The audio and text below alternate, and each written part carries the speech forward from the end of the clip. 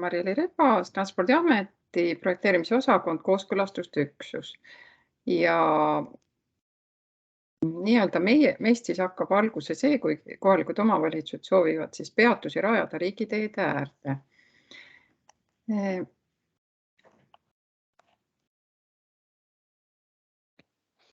Nii.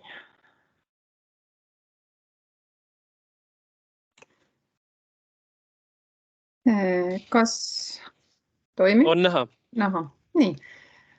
Bussipeatuste rajamine riigiteede äärde.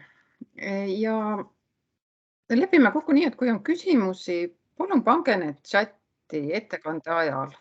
Et kui ma ei jõua vastata peale ettekannet, siis vastan, siis on mul võimalus seal vastata nendele ka hiljem. Mis on siis õiguslikud alused, kui soovitakse riigiteede äärde peatusi rajada? Ja mis on siis need kohustused ja õigused Transpordiameti poolt? Meie siis planeerime ja taristuobjektide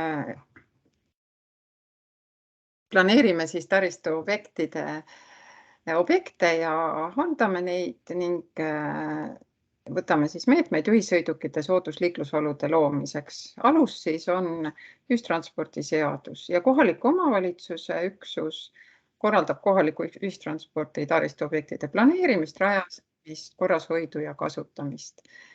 Ja tulenevalt siis sellest ühistranspordi seadusest on riigitee äärde peatuste rajamine KOV-i ülesanne ja meie siis rajame peatusi sellisel juhul, kui on tegemist riigiteede regiga ja koostöös siis KOV-i ja ühistranspordikeskusega me oleme siis rajanud neid teehoiukava vahenditest, juhul kui siis on tegemist meie regiobjektidega.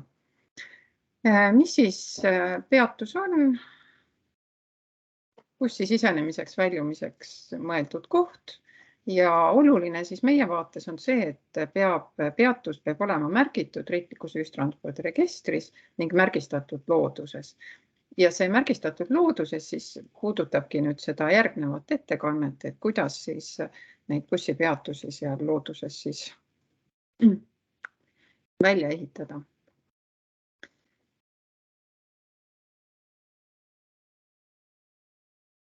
Bussipeatuste tüüpe on üldjuhul 4 erinevat tüüpi ja oleneb siis, kas buss peatub sõidurajal, osaliselt sõidurajal, avatud taskus, suletud taskus. Kõige rohkem siis meie vaates on selliseid peatusi, kus on siis väikese liiklussagedusega teel, kas peatumine sõidurajal või osaliselt sõidurajal. Avatud tasku ja suletud taskuga peatuse liike siis on vähem.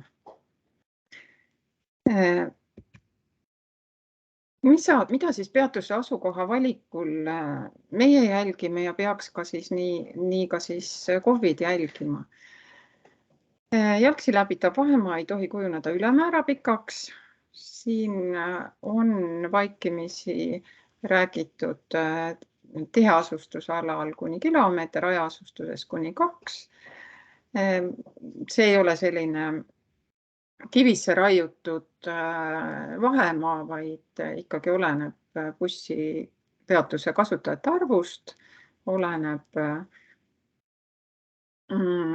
siis asustuse tihedusest, oleneb bussiliinidest. Ja mis on nagu kõige olulisem, peatus peab olema ohutu nii reisijatele kui ka bussidele. Ehk siis reisijatel peab olema seal mugav, turvaline sinna liikuda, sealt ära liikuda, seal oodata. Ja bussidele peab olema siis ohutu sinna siseneda, sealt peatusest väljuda ja ta ei tohi tekitada ohtu muule liiklusele. Võib-olla see oht muule liiklusele ongi kõige paremini selgitatav sellises kohas, kus näiteks bussipeatus on ristmikule väga ligidal, sinna soovitakse paigaldada ka bussiootekoda ja tegelikult see bussiootekoda jääb ja seal samas on ka teise tee ristmik ja see ootekoda nii-öelda jääb varjama nähtavust teiselt teelt väljasõidul. Peatusesse peab olema võimalik sujuvalt sõita, see tähendab seda, et et teekate peab olema sõiduks sobiv, turvaline ja vältima siis bussi õigest trajektoorist kõrvale kaldumist. Sotsiaalne kontroll hoiab ära vandalismi aktid, seda eelkõige võib-olla rohkem puudutab nagu tiheasustusala maanteede ääres vähem, et kui on võimalus nii-öelda bussipeatusel silm peal hoida moel või teisel, siis ta asukoha valikul võiks ka seda arvestada. Liiga lühikesed peatuste vahed aeglustavad liigselt busside sõidukiirust. See on jälle võib-olla veidi rohkem mõju avaldav linnalises keskkonnas, kus me ühtepidi tahaks, et busside nii-öelda ühistransport oleks kiire, mugav ja parem alternatiiv kas autodele või muudele transpordivahenditele, aga samas, kui näiteks peatusi on väga tihedalt, siis nii-öelda see kiirus kindlasti seal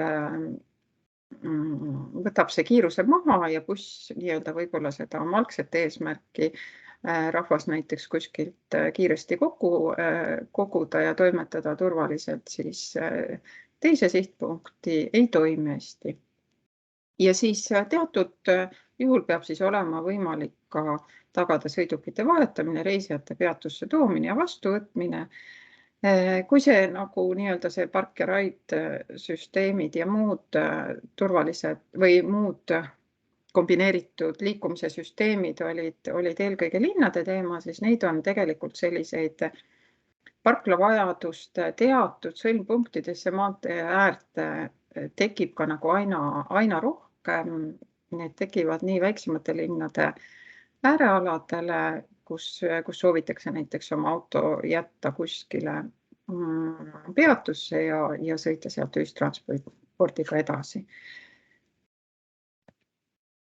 Mis siis peab nagu kohalik omavalitsus tegema, et peatust riigitee äärde rajada ja see hakkab siis meile esitatud taotlusest. Vahel on teinud taotlusi ka eraisikud, vahel on teinud ka ühistranspordikeskused, aga me ikkagi eeldame, et see taotlus võiks ja pigem ka nagu peaks tulema KOV-i kaudu, kes siis tunneb kõige paremini seda situatsiooni kui tervikut, oskab kõige paremini läbi rääkida siis kohaliku kogukonnaga ja erinevad osapooled kokku viia ja siis on ka see kindlustunne, et see peatus tõesti saab sellesse asukohta, kus see on kogukonnale parim, kõige suurem. Siis mida me eeldaks, et taotluses on välja toodud, kasutajate arv, asukoht skeemil või kaardil ja kindlasti, mis on võib-olla praegustes taotludes veidi vajaka, on see, et kas peatus soovitakse rajada ühele või mõlemale teepoolele, et see võiks ka olla eraldi välja toodud. Peatuste koordinaadid, riigitee number ja kilometraaž on hea, kui nad on olemas, neid saab Maa-ameti kaardirakendusest, teeregistri kaardirakendusest ilusti sinna peale tekitada. Ja väga hea oleks, kui ka oleks toodud see nii-öelda teiepoolne soov peatuse komplekteerimiseks, ehk siis kas seal on ainult märk ja ooteala või soovitakse rajada sinna ka ootekoda, valgustus, ooteplatvorm. Ja hiljemates slaidides ma ka räägin, miks see on oluline. See on oluline see, et kas me siis anname nõuded, anname kohe kooskõlastuse, nii-öelda seaduslikud alused ühe või teise rajamiseks on veidi erinevad. Loomulikult, kui seda taotluses ei ole, me küsime üle, aga alati on lihtsam, kui teie eeldatav eesmärk selle peatuse kohta on siis võimalikult täpselt ja üheselt seal kirjeldatud.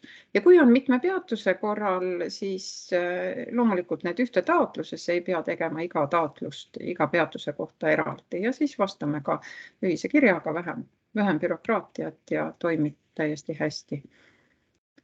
Siis meie siis vastavalt sellele, millega siis on tegemist, anname välja kas nõuded peatuste rajamisel või juba siis kooskõlastame. Anname nõusoleku siis teatud asjade ehitamiseks. Tõin välja siin 3 kõige levinumat erinevat tüüplahendust, mida siis soovitakse: liiklusmärk ja ooteala.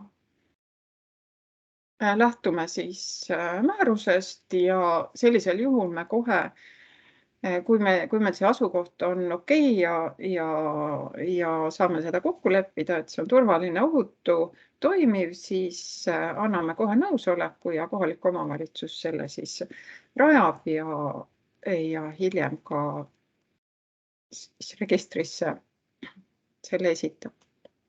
Siis teine natuke keerulisem juhtum on siis bussipeatuse tasku- ja ooteplatvorm. Siin me ühtepidi anname nagu nõusoleku selle bussipeatuse ehitamiseks ja teistpidi anname siis nõuded ooteplatvormi ehitamiseks. Ehk siis ooteplatvormi puhul tuleb ka koostada projekt väljaehitamiseks, sõlmitakse Transpordiametiga leping ja kui platvorm on meie katastriüksusel ehk siis riigitee alusel maal, siis tuleb sõlmida ka isikliku kasutusõiguse leping. Ja päris palju on ka selliseid juhtumeid, kus on siis ainult ootekoja paigaldamine, kas siis olemasolevale pinnasele, eraldi platvormi ehitamist ei ole või tugevdatakse seda pinnast veidi kruusaga ja siis lähtumegi ehitusseadustikust ja anname kohe nõusoleku. Ja siin on ka hästi oluline see, et me vaatame ka seda, kuidas see hakkab mõjutama kogu teel, näiteks sellest eelpool nimetatud nähtavust, kas seal on mahasõite, ristumiskohti, kuidas ta nagu sellesse kogu liiklussituatsiooni siis sobitub ja kas see asukoht siis on sobiv. Mis siis on oluline? Oluline on see, et koostöö ohutu ja toimiva peatuse asukoha leidmisel, kui on ei pea ka kohe nii-öelda tegema ametliku taotlused, kui te soovite mingit peatust rajada. Transpordiamet hea meelega vastab ka lihtsalt kirja teel, annab nii-öelda infopäringule vastuse ja võibki ka niimoodi, et nii-öelda ametlikuks taotluseks liigub see asi alles siis, kui me oleme näiteks peatuse asukohas juba eelnevas kirjavahetuses kokku leppinud. Ja oluline on see koostöö ka selle koha pealt, et tõesti see kohalik kogukond oleks kaasatud. Näiteks on mul, ütleme, kõik oleks nagu erinevad pooled kaasatud, et ei tekiks seda, et tegelikult üks küla äär tahaks näiteks 100 meetrit ühele poole, teine tegelikult arvaks, et on hea, kui ta on tema külas, aga võib-olla saaks selle kenasti 2 küla piiri peale ja kõik oleks rahul. Siis peatuse asukoha muutmine on ka meie mõistes nagu tegelikult uue peatuse loomine, sest liiklussituatsioon muutub uus vaade ohutusele. Ja mis on siis tänase teemaga haakuv, kindlasti peavad need ehitatud peatused saama registrisse. Sellepärast, et mul endal on ka selline kogemus, küllap oli see seotud ka nende omavalitsuste muudatustega peale omavalitsuste valimisi, aga ühest omavalitsusest siis taotleti bussipeatuse rajamist. Ja vaatame meie oma videode pilte ja vaatame, et aga seal nagu peaks bussipeatus olema. Selgus, et tegelikult tõesti kohalike omavalitsuste valimiste käigus oli muutunud ehitusnõunik, tulnud uus, eelmine oli tegelikult juba lasknud praktiliselt sellesse samasse asukohta, jutt oli paarikümnest meetrist, bussipeatus juba paigaldada. Infot sellest ei olnud maha jäänud ja tegelikult ei olnud ta ka kuidagi jõudnud registrisse ja ei me hakanud siis andma luba 2 nii lähestiku peatuse tegemiseks, vaid tegelikult selgus, et see, mis oli paar kuud tagasi paigaldatud, on ju tegelikult hea küll. Aga just, et see siis liigub ka registrite kaudu see info paremini, siis saab ühtepidi neid peatuseid planeerida ja kasutada. Ja tõin siis siin välja lihtsalt mõned näited, et hea näide ei ole see parempoolne. Ja ei ole hea vaade just ootaja seisukohalt ja ma ei räägi sellest märgihooldajast, et kas ta peab tingimata kummikuga seda märki hooldama minema, võib-olla ei peaks. Aga et et ooteala alati on mõistlik sinna vaadata, kas see ooteala on olemas, et inimene ei peaks siis ootama pori peal. Ei pea ta tingimata olema asfalteeritud, seal võib ka piisata näiteks pinnase kas koorimisest, koormast, killustikust, aga oluline see, et see oleks piisavalt lai, seal oleks ohutu ja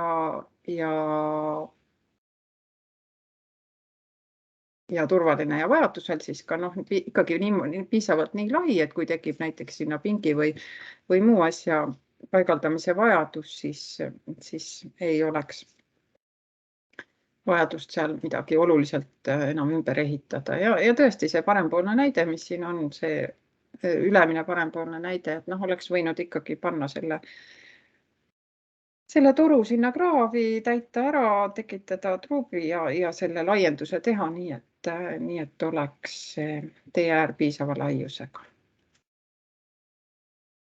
Nii, aga mina tänan teid, soovin mõistlikku peatuste kavandamist, kasutamist ja alati saab siis Transpordiameti poole pöörduda ka nii-öelda mitteametlike kirjadega, kui on vaja konsulteerida või saada läbi rääkida seisukohtade osas.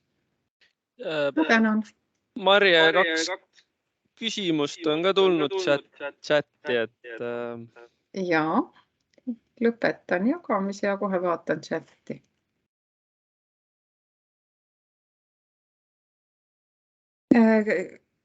Gert Külim küsib, kas on peatuste vaheline kaugus ka määratud? Ütlen ausalt, otseselt ei ole. Need on soovituslikud nõuded, mis me siis nagu jälgime, et nad tõesti ei läheks liiga tihedalt või ei oleks liiga harvalt, aga ikkagi siin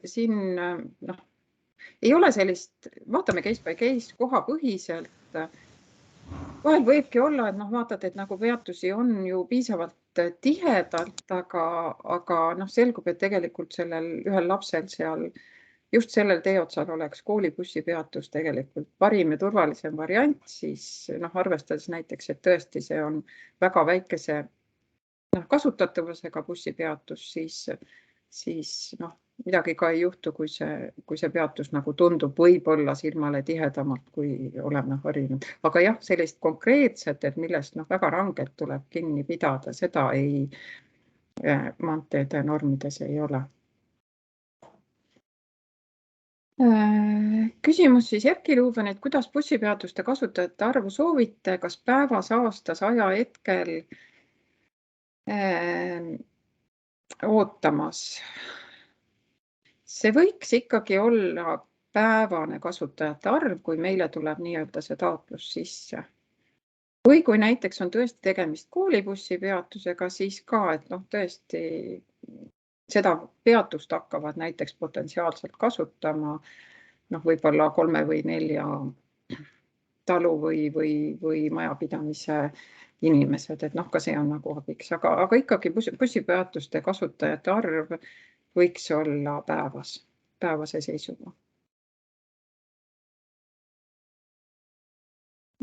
Kuidas peatused registrisse saavad? Siin on nüüd tegelikult 2 erinevat registrit, üks on siis nii-öelda see register, mille pärast me täna siia oleme tulnud, see on see ühistranspordiregister ja teine on siis teeregister, et põhimõtteliselt kui minu teada, ma võin nüüd eksida ja võib-olla see küsimus ongi pigem järgmistele esinejatele, aga kuidas ta nii-öelda sellesse ehituslikku teeregistrisse saab, siis juhul, kui on suuremad ümberehitused, siis lihtsalt palutakse peale, ütleme nii-öelda seal meie nõuetes on siis väljas see, et palutakse meid teavitada, kui bussipeatuse ehitamine on lõppenud ja siis meie teeregister kannab nad registrisse. Aga teine asi on tõesti see ühistranspordiregistrisse saamine ja seda ma ise ei puuduta. Et ma loodan, et sellele küsimusele siis vastab keegi järgmine ettekandja. Ja kolmas variant siis tõesti, et kuidas registrid veel kuidas peatused registrisse saavad, on sellisel juhul, kui ta on nagu meie ehitusobjekt, et siis kantakse need kõik juba peale ehitamise lõppemist siis eraldi objektidena teeregistrisse.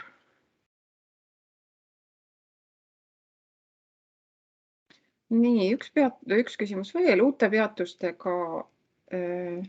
Nii, ma küsin vahepeal Karlit, mul on mõni minut aega, eks ju veel? Kuna ma kuulen enda kahe kõlaga, kuna ma tegin ette selle ka, et võtsin su ajast 5 ära, et siis praegust nagu sai aeg täis, aga võime need küsimused kokku võtta, et on veel aega. Nii, võtan siis selle viimase küsimuse. Heikil ütles, et uute peatustega asi arusaadav, aga nõnda nimetatud ajalooliste peatustega kunagi on olemas olnud, kas TRAM teeb siiski ise korda. Ida-Virus rida peatuseid veel endistest aegadest. Pikkases ka täiesti olemas. Kui neid peatuseid ikkagi ei kasuta, siis meie neid oma teerekil korda üldjuhul ei tee. Kui see on kasutatav peatus, mida kogu aeg kasutatakse, siis on see jälle KOV-i ja ühistranspordikeskusega läbirääkimine. Aga ikkagi jah, kui on kasutatav peatus, siis võib olla, et me teeme jah. Aga jälle iga kohta vaatame siis kohapõhiselt, kas kasutatakse, kui palju kasutatakse, kas see koht on arvestades vahepeal toimunud näiteks muutusi teealal, seal ümbritseval alal okei või tuleks seda peatuse asukohta hoopis muuta. Ja hetkel küsimusi rohkem ei ole. Annan Karlile sõna edasi. Ja aitäh sulle. Aga ma arvan, et lähme kohe edasi, siis et laseme et annan siis Terjele sõna.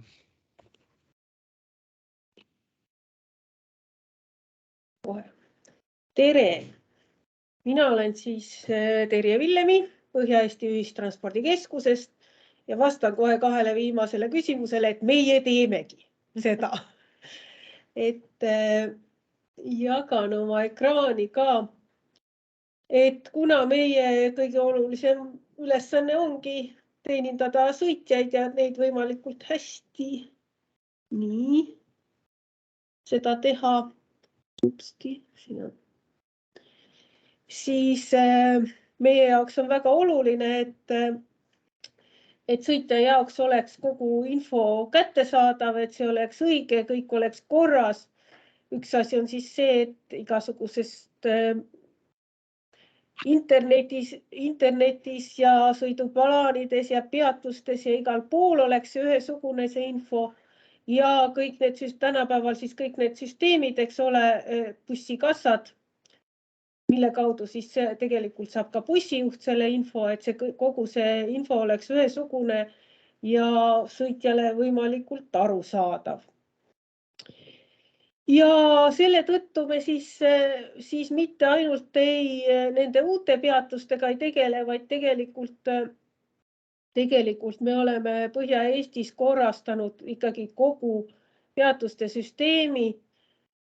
Kui me võtsime üle Harjumaa aastal 2005, tegime esimese asjana seda, et me sõitsime kõik peatused läbi, kaardistasime nad ära. Ja tegelikult aastal 2018, kui me võtsime üle 3 maakonda, me tegime täpselt sama, me sõitsime kõik peatused läbi, kaardistasime need ära, sest osad peatused olid vales asukohas, osad olid hoopis teise nimega, osadest olid postid kadunud, et kõik see tegelikult, see on ühistranspordikeskuse töö. Selleks, et anda oma sõitjatele head infot. Adekvaatset infot. Ja üks koht, kus sõitja seda infot saab, on siis peatuse.ee. Siin on kenasti näha, mis tal siis, kui ta peatuse otsingusse sisse paneb, siis ta näeb siin seda maakonda ja valda. Mida ta võiks siin näha, oleks ka siis avalik info otsingu puhul. Et ma ei tea, see väga suurelt ei paista siin, aga siin on väikselt näha, et siin on see avalik info siin peatuse all, see Nõlvaku peatuse all on kirjutatud Saue suunas. See on see, mis tuleb siis sellest avaliku info väljalt. Nii, ja siis ma lähen nüüd kohe siia selle tegelikult registri juurde. See on siis nii, nagu näeb välja see ütris pikas.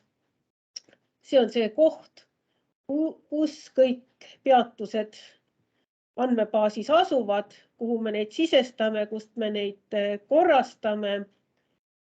Võtsin välja siin näiteks, te näete kenasti, eks ole, seda Saue valla peatusi siin, ma loodan. Jah, näeme. Jah, see on hästi. Võtsin välja siin ühe valla, Saue valla. Et Saue vallas võib öelda, et peatused on päris hästi korras. On tehtud valla korraldused peaaegu kõikide peatuste kohta. Et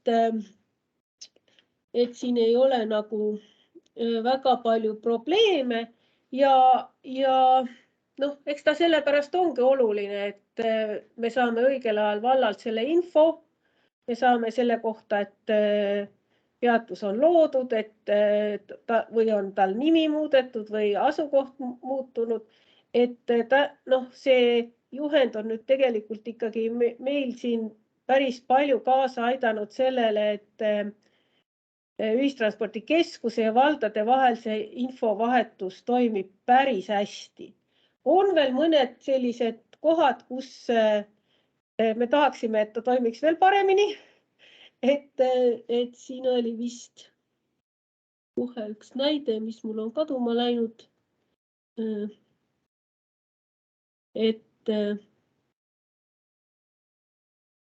Ma pean kirima üles.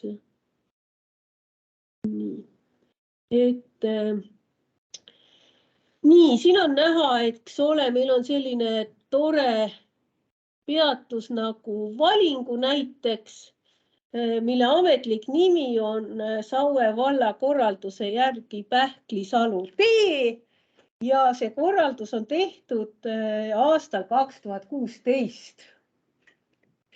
Nüüd, see on see koht, kus tõesti meieni, ma isegi ei tea, kas võib-olla ongi peatus seal õige nimega, võib-olla kõige tõenäoliselt on viimased 6 aastat oodatud rekki sellel teel, eks ole. Ja see on see, kus kohas meil võiks info paremini jõuda, et kui see peatuse liiklusmärgil ongi nimi ära parandatud, et siis see jõuabki meieni ja et kui see korraldus tehakse, et uus nimi määratakse, et siis see liiklusmärk ka vahetatakse suhteliselt kiiresti ära, et siia ei jääks nagu aastateks seisma see info, et avalik nimi on midagi muud, kui on liiklusmärgil. Miks me paneme selle ametliku nime siia public info väljale? Just sellepärast, et see info oleks kättesaadav nendele, kellel on vaja, näiteks Maa-ametile. Aga samas me jätame siia nime jätame selle, mis on liiklusmärgil. Sest see on see, mida inimene, sõitja näeb peatuses. See on see, mida bussijuht näeb kassas. Ja kui tal kassas oleks nüüd see Pähklisalu tee, siis ta võiks vabalt sellest Valingu peatusest lihtsalt mööda sõita, sest tal ei ole ju kassas sellist peatust. Ja inimene ka tõenäoliselt satuks päris korralikku segadusse. Et selles mõttes see on nüüd tõesti vajalik, et siia see uus ametlik nimi kirjutada. Me kirjutame siia terve hulk muid märkusi ka, mis tulevad kasuks just nimelt selle infovahetuse juures. Näiteks, siin on näha, et uus peatus on lisatud. Märkustesse on kirjutatud, et lisatud, see on nüüd mõni päev tagasi alles lisatud peatus. Teda veel üheski liinil, üheski sõiduplaanis ei ole. Mujal teda veel näha ei ole. Kui GTFS andmetes, eks ole, on ta juba nähtav, aga me lisame ta siis, kui ta on tegelikkuses ka olemas juba see peatus, siis me lisame ta liinidele. aga tal on juba olemas kood, omavalitsus, tal on asukoht, omavalitsus saab teha oma korralduse ära. See tähendab, et meie oleme andnud talle koodi, me oleme andnud omavalitsusele selle info edasi, et sellel peatusel on selline ja selline kood. Ja nemad saavad teha korralduse ja siis selle korralduse meile edastada. Et mida nüüd teine asi, mida siin tegema ei pea, tegelikult neid korralduste numbreid siia kirjutama, aga see on tegelikult teeb ka elu väga mugavaks ühistranspordikeskuse jaoks, kui meil on siin need korralduste numbrid, me teame, kust teda otsida ja kindlasti me oma omavalitsustele vähemalt saadame kindlasti varsti jälle mingid meeldetuletused, et meil on siis sellised ja sellised peatused, kus on korraldused ammu tehtud. Aga et kas teil on endiselt posti peal siis nüüd veel see vana nimi. Et see on siis nii. Aga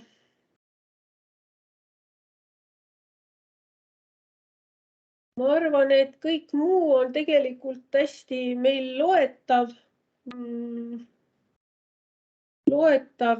sellest juhendist, mis on meil veel, ütleme omavalitsustega, see info jookseb üha paremini ühistranspordikeskusesse kokku. Kui on mingid projektid, tee-ehituse projektid, siis see info jookseb meile ka päris kenasti kokku. Mis on nüüd probleem, et tegelikult kui see tee on valmis kuskil ehitatud uus tee ja sinna on uued peatused näiteks tehtud, siis kui me teame, et tee sai nüüd valmis ja siis me läheme ise lihtsalt sõidame selle läbi. Vaatame üle, et peatused on tõesti juba looduses olemas ja me saame nad liinidele panna, sest niikaua, kui nad on lihtsalt siin registris, niikaua nad ei lähe liinide sõiduplaanidesse. Ja selleks, et nad läheksid ka sõiduplaanidesse, peame me teadma, et looduses on need peatused tõepoolest olemas. Ja see on see koht, kus nagu info kõige halvemini liigub, et kui on tee või ka ainult üks peatus valmis saanud looduses, et see info jõuaks ka ühistranspordikeskusesse, et paraku tihtilugu ta jõuab siin meile siis vedaja või mõne sõitja kaudu, mida teatud hilinemisega, et mis on nagu kõige probleemsem koht. Nii, aga ega mul vist, ma pigem nüüd võtaksin küsimusi, kui on meie nende protseduuride, protsesside kohta mingeid konkreetseid küsimusi, siis hea meelega vastaksin. Et põhiline on ikkagi meeles pidada seda, et meil on nagu sõitja jaoks seda kõike vaja. Ja siis, kui ka meie ei tee probleemi sellest, kui peatus on looduses juba olemas, teda veel sõiduplaanis ei ole, buss seal peatub, meie üldiselt sellest probleemi ei tee, tramm võib mõnikord sellest probleemi teha. Et seda enam oleks väga hea, kui info meile võimalikult kiiresti jõuaks kohale. Nii. Peatuste nime muutus on ka läbi see info oli. Ja samuti peatuste nime muutus, jah, aga kui ta tuleb, et selles mõttes, kui see tõesti on posti peal see liiklusmärk juba ära parandatud nimi, et see on teine info, mis meile nagu väga aeglaselt ja vaevaliselt jõuab. Ja mis võiks ju jõuda päris palju kiiremini. Nii trammi kui omavalitsuste poolt. Aitäh! Ja aitäh sulle, Tere, aga mul oleks üks küsimus, et kuidas see nagu selles osas läheb, et kas kui palju kohalikud omavalitsused enne nende planeerimist ja nimede panemist teiega ühendust võtavad ja kui palju te siis nagu ka näiteks tähelepanu juhite sellele, ma ei tea, et teil on päris suur piirkond ja omavalitsused on erinevad, et ütleme, et liini peal ei oleks sama nimedega peatusi ja nii edasi, et. Ja. No tihtilugu ongi tegelikult, mõned omavalitsused panevad kenasti ise nimed, aga me anname ikkagi soovitusi, et tihtilugu on see, et tegelikult meie annamegi, ütlemegi, et ärge pange seda nime või teist nime, et jaa, see on probleem. Üks näide on siin kohe Tallinna linnast, kust pandi ühele kõige olulisemale peatusele nimeks Kivisilla. Ja tegelikult päris mitmel 5-6 Loksa suunaliinil, mis seal peatuvad, tegelikult oli juba Kivisilla peatus olemas Kuusalu vallas, eks ole. Ja nüüd nendel liinidel ongi 2 Kivisilla peatust. On küll probleem, jah.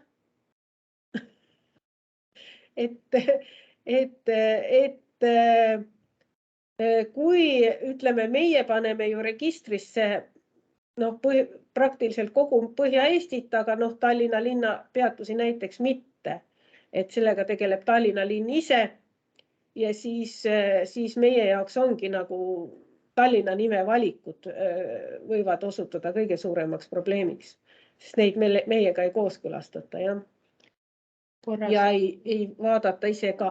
Kadri kommenteerib siin vahele. Ma kommenteerin korra siia vahele, et tegelikult on keskus praktiliselt üle aasta saatnud kõikidele omavalitsustele sellise meeldetuletuskirja. Me oleme võtnud väljavõtted sellest ühistranspordiregistrist, pannud juurde selle Maa-ameti juhendi, on ju, ja et täpselt nende sarnaste peatuste nimede kohta on seal märkus, seal on peatus see, et kuidas see teavitus peab olema, et me oleme püüdnud nagu omavalitsusi kogu aeg informeerida sellest ja nagu Terje ütles, et tegelikult omavalitsused päris ilusti enne, kui nad hakkavad oma peatusele nime panema, tegelikult küsivad meie käest juba, et kas see nimi nagu võiks olla.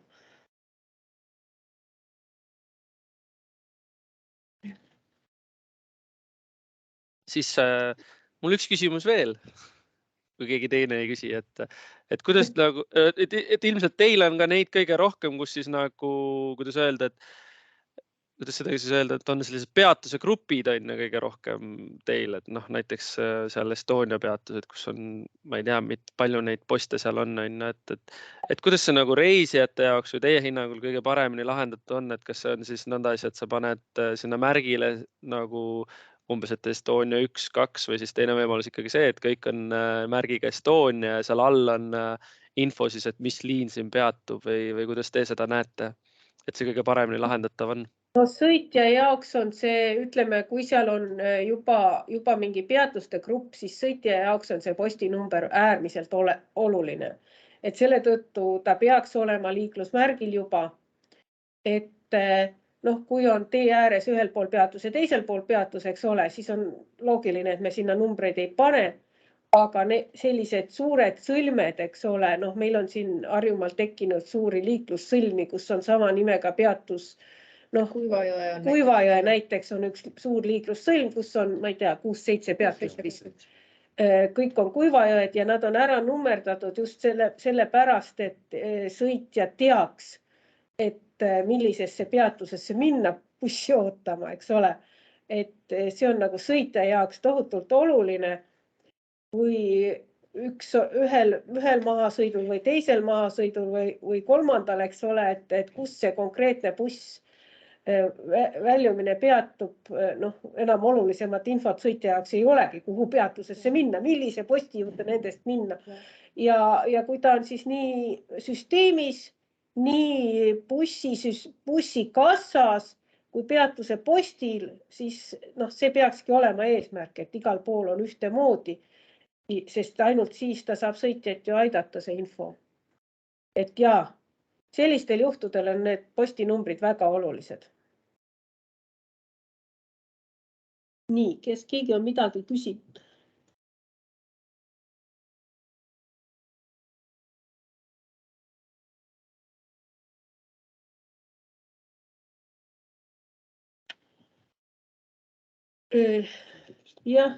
Katrin on käe tõstnud ja Erki Ruuben on küsimuse või soovituse meile pannud pigem, mitte küsimuse. Pigem soovitus, jah. Jah, aga Katis tahab, et palun võtta julgelt sõna. Jah, mul oli see küsimus seoses nende postinumbritega, et tegelikult ju otsingusüsteemis, meie see kõige klassikalisem näide Paide, et kui on peatus Paide ja inimene hakkab seda otsima, siis otsingusse panna nüüd Paide 1, 2, 3, 4, 5 on ju tegelikult väga jabur, me eeldame, et me paneme Paide ja siis peaks nagu selge olema, et millise posti alt see buss siis nüüd seal Paides ikkagi päriselt läheb. Et vot see on, kus ma leian, et kas sellise numeratsiooni kasutamine on ikka päris õige.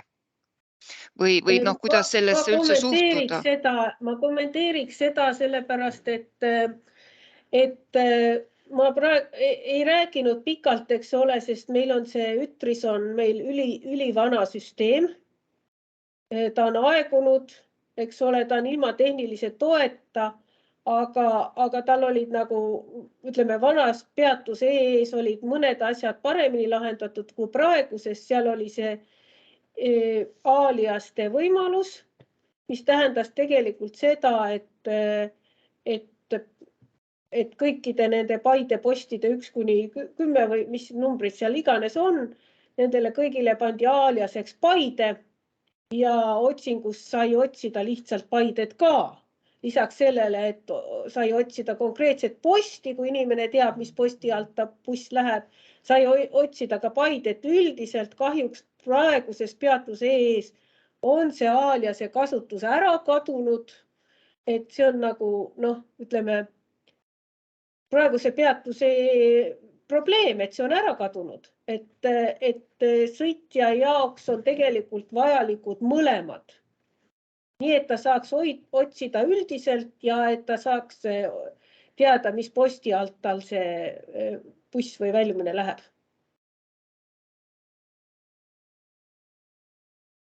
Aitäh, aga siis oli veel üks juhus selline, et võt see sama Paide, et võt need postid 1 kuni, ma ei tea, iganes X, eks ju, olid siis mõeldud Paide niinimetatud bussijaamaks ja siis oli omakorda veel selle peatänava ääres täpselt samasugune peatuse nimi Paide, nii et kodanik jäigi bussist maha, sellepärast, et ta ei märganud sinna jaama poole sisse pöörata, vaid seisiski uhkesti tänava ääres, et ma arvan, et selliseid kohti on minu nägemusel võimalik ju KOV-idel endil ka vältida, et kui on nüüd ikkagi mõeldud mingisugust kohta bussijaamana, et siis mingi peatänava ääres ei tohiks olla täpselt selle sama nimetusega peatust. Jah, seda saab omavalitsus korrastada, aga ma ei tea, et Tallinnas kellelgi oleks nüüd küll tekkinud probleemi sellest, et Estonia need postid on ühes kohas ja Estonia tänava ääres on Estonia ilma numbrita, et sellest üldiselt ei ole vist olnud kellelgi probleemi siiamaani. Ja meil on seal nagu palju kasutajaid ikkagi. Aga selge see, kui need tekitavad nagu segadust, arusaamatust sõitjas, need asjad, siis on mõistlik nagu erinevad nimed ikkagi, kasutada erinevaid nimesid. Et peabki lähtuma tegelikult ju sõitjast. Ega kellest muust me peaksime lähtuma, ikka sõitjast.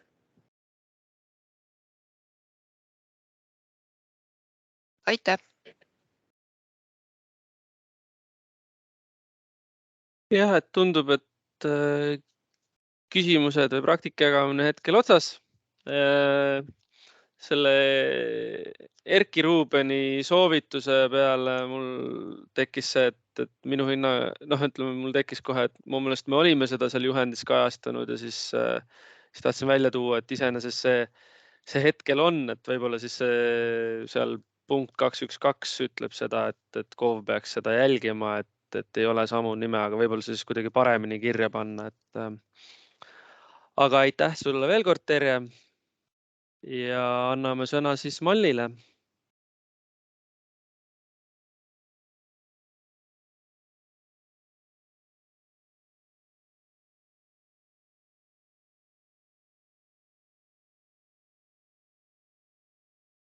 Kas on näha minu pilt? Ja pilt on näha. Nimi on Mall Leht, esindan Maa-ameti aadressiandmete osakonda ja räägin siis eelkõige keskendudes kohanimedele selles protsessis, et üldiselt eellugu, miks see juhend sai üldse tehtud, siis kõik algas juba ammuilma. 2015 oli see aasta, kui Siseministeerium saatis omavalitsustele laiali nimekirjad, millised kohanimed ei vasta nõuetele ja andis ka soovitused, et millised need nimed võiks olla.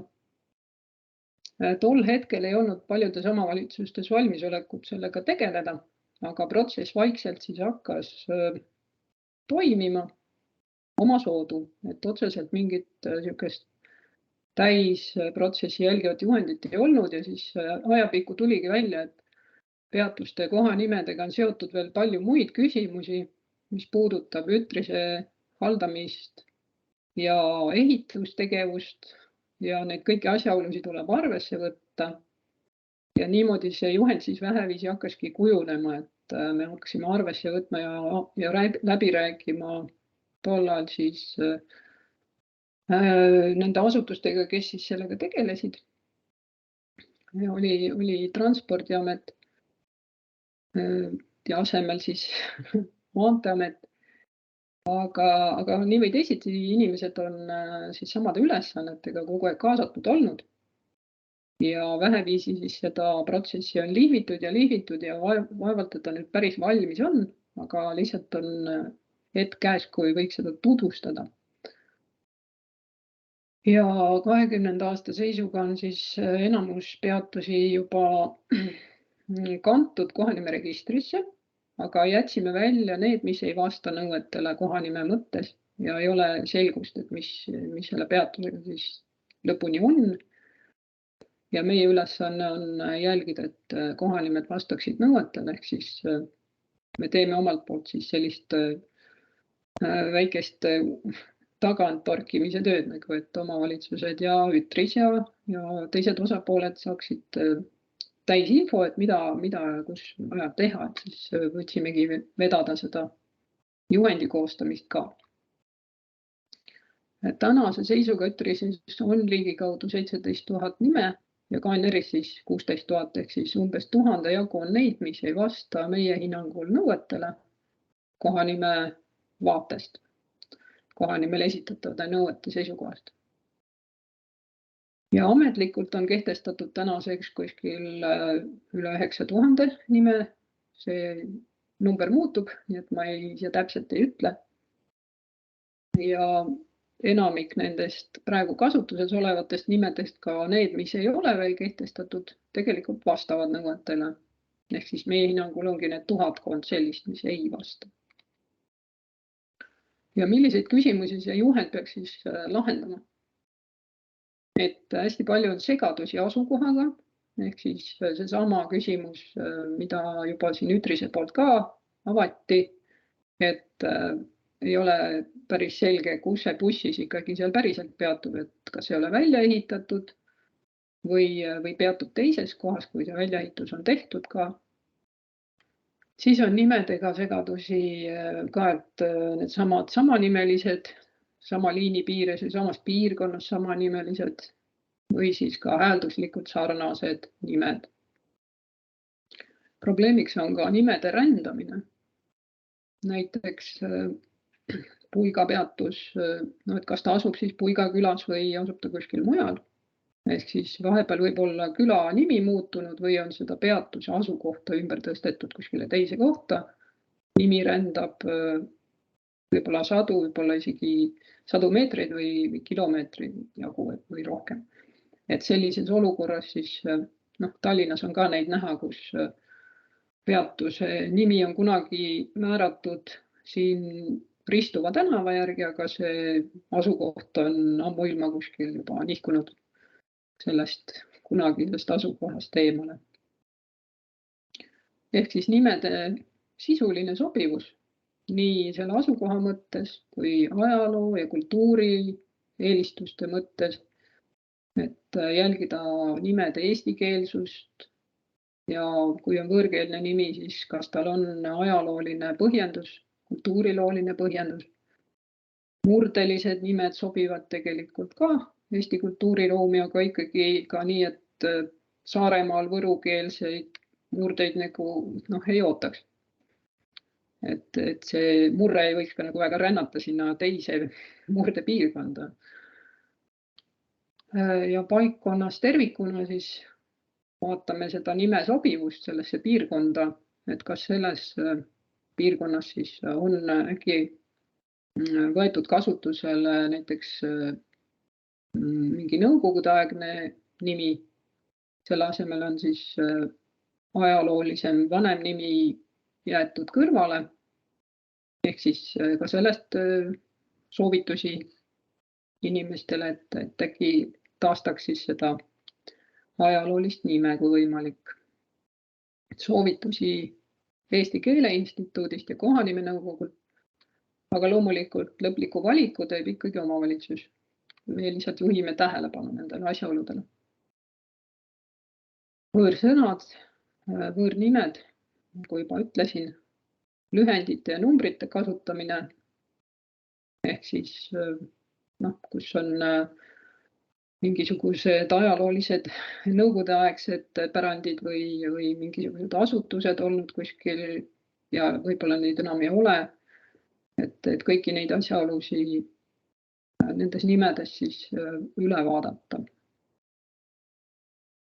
Nimetava ja omastava käände kasutamine ja igasugused muud tähelepanekud, et kui kohanimi on, võib-olla on tähendus muutunud, et on muutunud labaseks või halvustavaks. Mõnikord see lihtsalt ajas muutub, mõnikord ta on juba algsena olnud labane ja võiks nagu kaaluda seda mitte kasutada. Ja sobimatus kultuuriruumi, ehk siis me vaatame tänapäeval eriti aktuaalne siis ka poliitilist tausta, et kas tekitab siis kelleski küsimusi või kahtlusi, et kas see nimi ikka on antud kontekstis hetkel sobiv.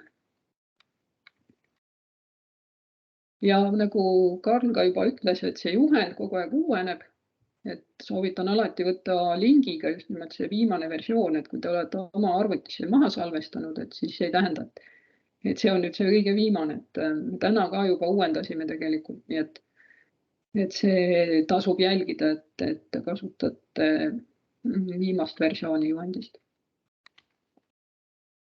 Ja millest siis lähtuda? Et kuidas see protsess üldse pihta hakkab, kui omavalitsus otsustab endal kohanimesid üle vaadata, just peatuste kohanimesid, siis algandmed saab Ütrisest ja kohanimeregistrist. Ja kõigi, kelle poole siis abiks pöörduda, on selles juhendis toodud kontaktid. Ja kohanime tuleb määrata ainult nendele peatustele, millel siis on nagu kasutamine ka plaanis või juba kasutuses. Et mida siis kasutatakse ja mida on plaanis välja ehitada või mis on juba välja ehitatud. Et need aspektid siis alati jälgida.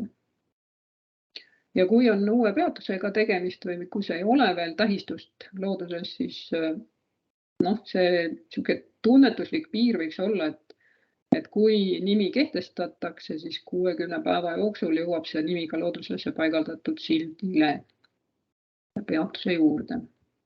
Aga see on niisugune, loomulikult on parem, kui on kiiremini tehtav. Ja tööprotsess kohanimedega, peatuste nimedega jaguneb kaheks, ongi tinglikult siis tegelikult küll üsna sarnased protsessid, aga nüansid on erinevad. On siis uute peatuste lisamine kohanimeregistrisse ja Ütrisesse ja olemasolevate peatuste muutmine, sealhulgas ka nimi on juba olemas, aga sinna vaja siis samasse rühma lisada üks peatus juurde näiteks või mitu nendest. Ja lühidalt siis ka peatuste protsess punktide kaupa, nagu see juhendis on, et ma ei hakka väga süvenema, aga kui tekib küsimusi, siis on hea meelega arutaks seda küsimust. Ehk siis esimese sammuna ongi see ütrise väljavõte, et millised peatused siis praegu liinidel osalevad, võib-olla ka need, mis ei osale, aga võib-olla tahetakse kasutusele võtta. Aga ütrisest saab lähteandmed.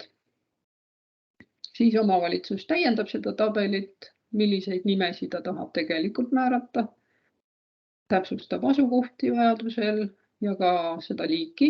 Enamus peatusi on küll bussipeatused, aga kindlasti on omavalitsustel ka muid peatusi.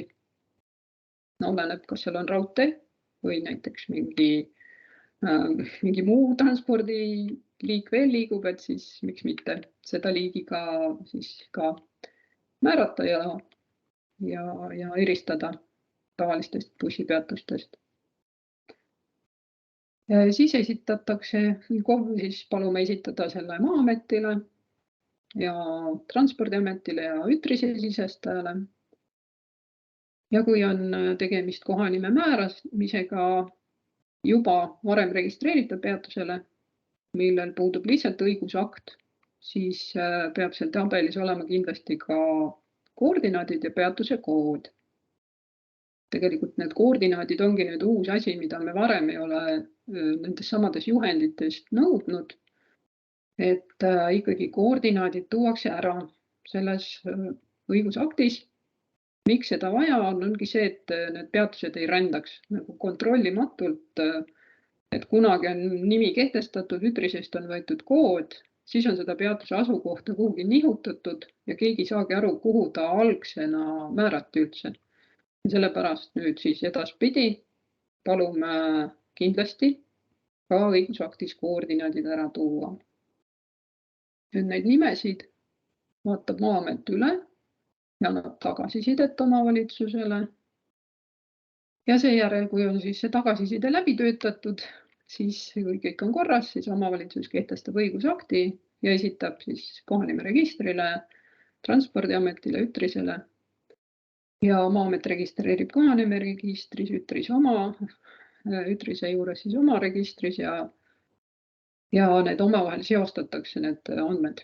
Et siis kui ütrises asukohta siis natuke väiksel määral muudetakse, siis nad muutuvad automaatselt ka kohanimeregistris.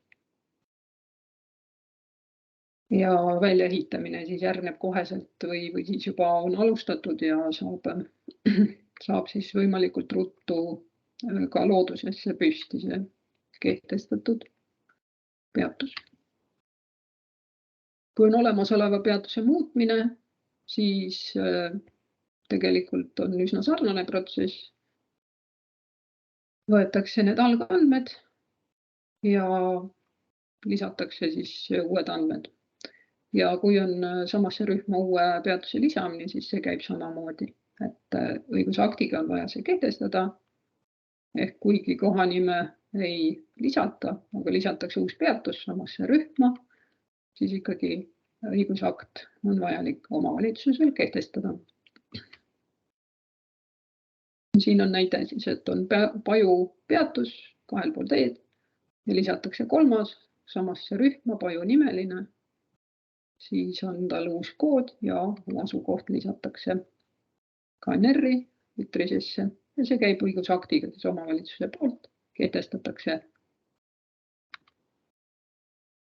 Kohanime muutmine, et kui on üks nimi, siis, mis on juba varem kehtestatud, seda on vaja muuta, siis see käib siis loomulikult ka õigusaktiga ja samamoodi omavalitsus esitab need andmed ja jälgida, et sildi vahetus jõuaks siis võimalikult samaaegselt, kui see peatus kehtima hakkab, kui ta jõuab ütrisesse sisestatud, et siis ta on ka seal sildi peal olemas. Bussijuht sõidab, siis ta saaks aru, et see on see peatus nüüd, mis tal on seal liinigraafikus ja looduses on siis ühesuguse nimega. Ja selleks, et see kõik õnnestuks, siis õigusaktis võib selle aja vastavalt kehtestada. et kui on teada, et me ehitame välja peatuse näiteks 2 kuu jooksul, siis selle aja fikseerikski nagu õigusaktis ka, et sel ja sel kuupäeval hakkab see kohanimi kehtima. Ehk siis on ütrise pidajal, on KNR-il, kõigil on teada, et selle kande me teeme selleks ajaks, et siis on looduses ka see peatus välja ehitatud. Siin tasub siis omavalitsusel jälgida, et see siis samasse ajaaknasse jõuaks ka reaalselt looduses ehitamine. Kustutamine, kehtetuks tunnistamine on sama loogikaga, et see tähistus siis looduses ka likvideeritakse ja muudetakse siis kehtetuks see koha nimi ja peatus ja kui ta ei olnud ka varem üldsegi kehtestatud, siis piisab selleks ainult kirjalikust taotlusest, et see võetakse registrist välja. Asukoha muutused, et kui on asukohta muudetakse looduses, siis see on nagu päris muutus ja kui asukohta looduses ei ole vaja muuta, vaid ainult andmeid täpsustatakse, saadakse uued mõõtmisandmed, siis sel juhul on nagu natuke teistsugune protsess. Ehk siis kui soovitakse päriselt viia teise kohta, siis on see juba ümberehitamine, siis see protsess on nagu see kooskõlastamise ring ja ohutus ja kõik see tuleb jälgida. Ja kui on lihtsalt asukoha täpsustamine, siis looduses midagi ei muutu. Et kui muudavad ainult andmed, siis seda on vaja nagu jälgida, et kui ütrises on see peatuse täpp joonistatud sõidurajale või liiga kaugele teest või see bussipiletimüügisüsteem ei leia seda peatust sellest kohast üles, siis tuleb seda uurida ja kohendada vastavalt siis andmetele, mis on näha, kas või ainult kaartidele, et alati ei pea kohale ka sõitma. Et siin on näiteks, kuidas saab otsida Maa-ameti kaardil seda objekti koodi, ütrise koodi järgi leiab selle Tõlinõmme peatuse ülesse, saab teda siis kaardil vaadata ja saabki aru, et see on sinna asfaldi peale joonistatud, tegelik posti asukoht on 4 meetrit eemal ja koordinaadid sellele teisele asukohale saab ka võtta, copy-paste ja ütrises ära parandada. Kui nüüd see muutus on juba suurem, siis tuleb muidugi õigusaktiga kehtestada ja üldse, mida siis üleüldse Eesti õigusaktidest tuleb kindlasti välja tuua, ongi esitada skeem ja kaart, milline see peatus looduses kaardi peal siis on, kus ta asub ja koordinaadid. Ja stopp-kood siis ütrisest, peatuse kood, kui on seda seal olemas. Ja enne õigusakti kehtestamist kooskõlastada ütrise sisestajaga see tegevus ära, et kõik sobib. Ja kui on tegema nagu uue peatusega, siis ütrises saab selle peatuse koodi ette broneerida, mis on abiks selleks, et kui hiljem on siis need väikesed muutused asukohas, et siis saab neid teha automaatselt, et ei pea õigusakti muutma hakkama selle pärast. Ja asukoha, mis see väike muutus ongi meil praegu juhendi järgi siis nii, et on 100 meetrit on unikaaladressi nõudega alal. Ütleme siis võib-olla arusaadavamalt kõigile on see tiheasustusala ja 500 meetrit unikaaladressi nõudega alast väljaspool. Ehk siis need on need väikesed muutused, mille puhul uut õigusakti vastu võtma ei pea alati. Ja piisab kirjalikust asukoha muutuse kooskõlastamisest. Aga kui on suuremad muutused, siis kindlasti on vaja see kehtestada õigusaktiga. Mis see siis unikaaladressi nõudega ala on? Et neid on siis ruumiandmete seadusega sätestatud alad, mida haldab Maa-amet ja mida me tuvastame siis hoonete tiheduse järgi või siis ka omavalitsuste üldplaneeringute alusel või lihtsalt asula piiride järgi, et kui on määratletud, et see on nüüd valevik, linn, et siis ka nende puhul me üldiselt joonistame lihtsalt sinna tiheala ehk unnala. Ja neid saab vaadata ADS-i avalikus kaardirakenduses, aga on võimalik ka igasse teise kaardirakenduse Maa-ameti omasse endale minu kihtide all tellida, et siin on näide, kuidas T-registris on siis seda, T-registri rakenduses on seda tehtud. Kohanimede valik, on pikalt palju räägitud omavalitsustele seoses maaüksuste nimedega, tegelikult samad põhimõtted kehtivad ka peatuste nimedel. Ehk siis põhiasjad on defineeritud kohanimeseaduses, kohanime vormistamise kasutamise korras ja ADS-i käsiraamatus oleme siis abistavat materjali kirjutanud, et lisaks sellele juhendile siis. Peatuste registreerimine siis kohanimeregistris oli siin juba jutus varem ka sellest Estonia peatusest juttu, et Estonia peatusi on 14 tükki kaardi peal. Näevad nad asukoha poolest siis sellised välja, et jah, võib-olla tõesti päris kõik ei leia kohe üles, ei teadnudki, et selles kohas ka on Estonia peatus.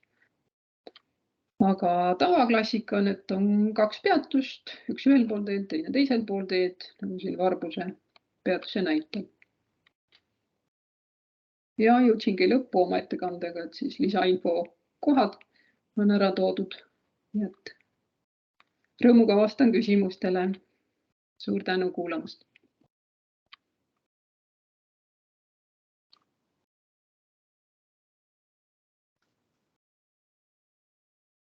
Kas on küsimusi?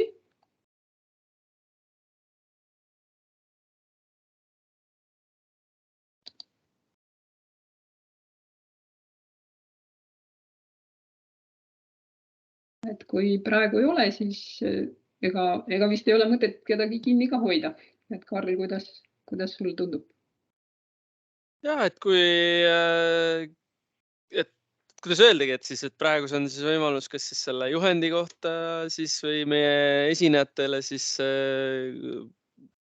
kuidas öelda siis, praktikalisi küsimusi küsida, et siis praegu on see hetk, aga kui neid küsimusi ei ole, et siis ma arvan, et võime tänase infopäeva lõppenuks lugeda. Et paistab, et kellelgi ei ole soove täiendatel küsimustel, et siis aitäh, Mall. Aitäh kõigile osalemast. Nagu öeldud, siis tegemist on elava juhendiga, kui tekib täiendusi, küsimusi, häid praktikaid, mida tahate jagada, siis need on alati oodatud. Ja siis saadan ilmselt siis selle kirja või selle, kuidas öelda, siis selle järelvaatamisvõimaluse siis ka laiali osalejatele. Aga aitäh veel kord kõigile ja head päeva jätku! Aitäh ka minu poolt. Aitäh Karlile ja teistele. Aitäh.